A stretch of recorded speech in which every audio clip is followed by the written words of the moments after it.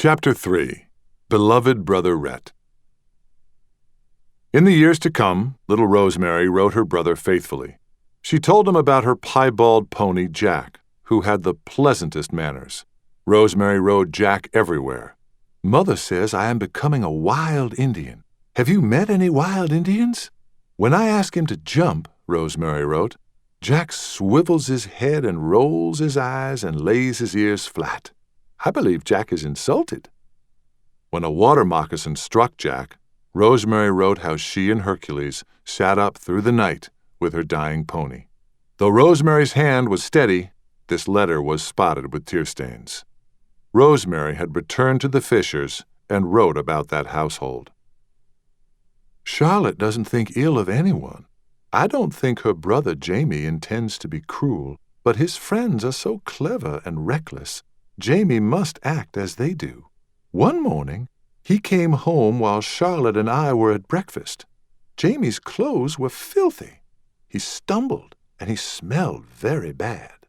When Charlotte reproved him, Jamie called Charlotte an interfering hussy. Charlotte set her lip and refused to speak to Jamie. For days and days, Jamie pretended nothing was wrong, but in the end he apologized. Charlotte is exactly like Grandmother Fisher, the best of friends, but stubborn to a fault.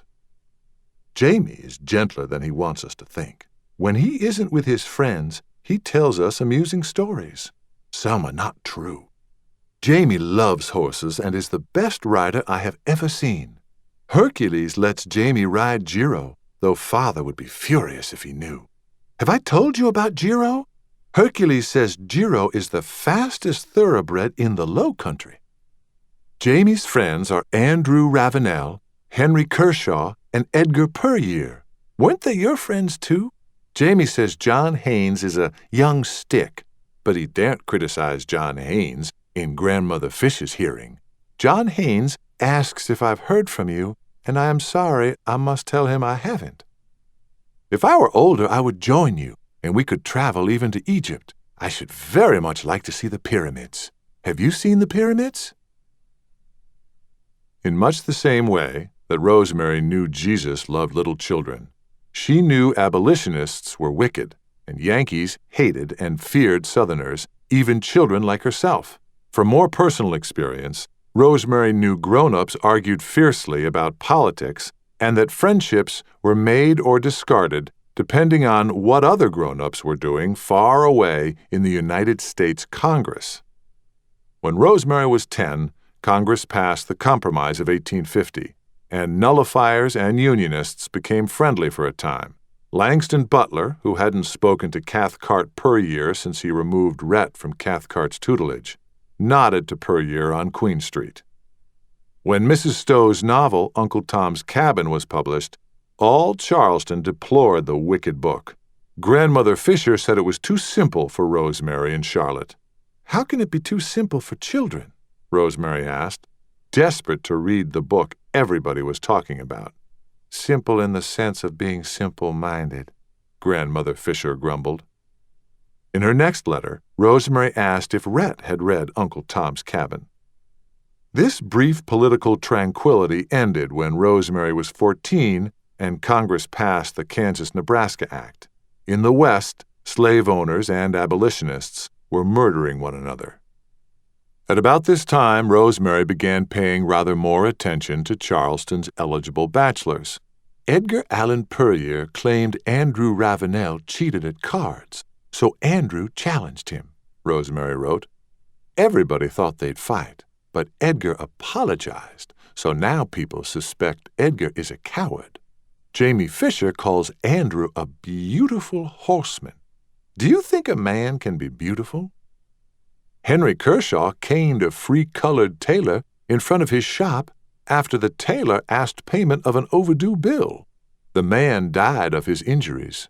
Father joked that the tailor got his due. Rosemary described Congress Haynes's funeral when mourners blocked Meeting Street from Queen Street to White Point. "John Haynes asked about you again. How I wish I had some news of you, dear brother. Do you remember visiting me when you first came back from West Point? I was such a child, and you seemed so very tall. Do you remember going sailing? Last Saturday, Jiro beat Mr. Canby's Planet and Colonel Ravenel's Chapultepec. Hercules took credit and tried to order a basket of champagne to celebrate his victory. Hercules said he wanted to treat all the white gentlemen. What a notion! Father sent Hercules back to Broughton to refresh his manners. Rosemary assured Rhett, "Mother loves you, Rhett. I know she does." This was conjecture. After her elder son was banished, Elizabeth Butler burst into tears on the rare occasions Rhett's name was mentioned. Abolitionist murders in distant Kansas disrupted long-standing Charleston connections. Cousins quit speaking to cousins. Charlestonians once deemed extreme were lauded as visionaries. Grandmother Fisher kept Langston Butler's friends from expelling the Unionist Cathcart Puryear from the St. Cecilia Society. In response, Langston Butler withdrew his 15-year-old daughter from the Fisher home again. Thereafter, Rosemary saw Charlotte and Jamie Fisher only at social gatherings. To Rhett she wrote, "Jamie and Andrew Ravenel's sister, Juliet, have become bosom friends. She and Jamie hone their tongues on one another, sharpening them for their victims." Rosemary told her brother that Andrew Ravenel had swept Mary Loring off her feet. All Charleston expected Andrew and Mary to be affianced, but attended by salacious rumors, Mary Loring left suddenly for Split Rock, North Carolina. Andrew was now courting Cynthia Peterson. "My maid Cleo means well, but is upset by trifles. Cleo is a flibberty-gibbet. You remember pert little Sudie? Well, Sudie has jumped the broomstick with Hercules and has her firstborn. Hercules couldn't be prouder. He sends his regards." She concluded this letter, "Please do write. I miss you awfully and yearn to hear all your news. Your loving sister, Rosemary." Hercules told Rosemary where to send her letters. When Rosemary asked how Hercules knew Rhett's whereabouts, he laughed. "Miss Rosemary, don't you reckon horses talk to each other?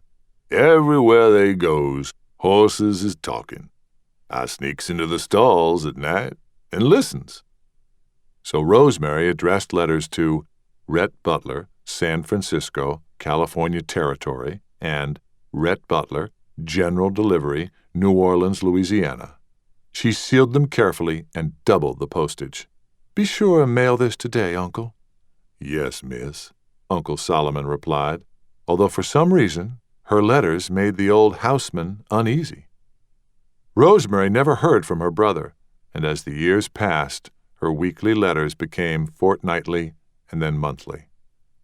Rosemary's final letter was written on the eve of her debut to Charleston society at the Jockey Club Ball.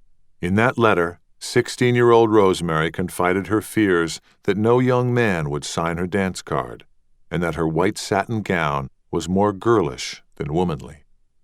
Cleo fussed at her. "We ain't going to get ready lessen you quit scribbling and get to dressing, missy." Rosemary ignored her maid and went out to the yard, where Hercules was grooming Jiro. Without preliminary, Rosemary said, "Writing to my brother is useless. My brother is dead." "Know Master Rhett ain't dead." Rosemary put her hands firmly on her hips.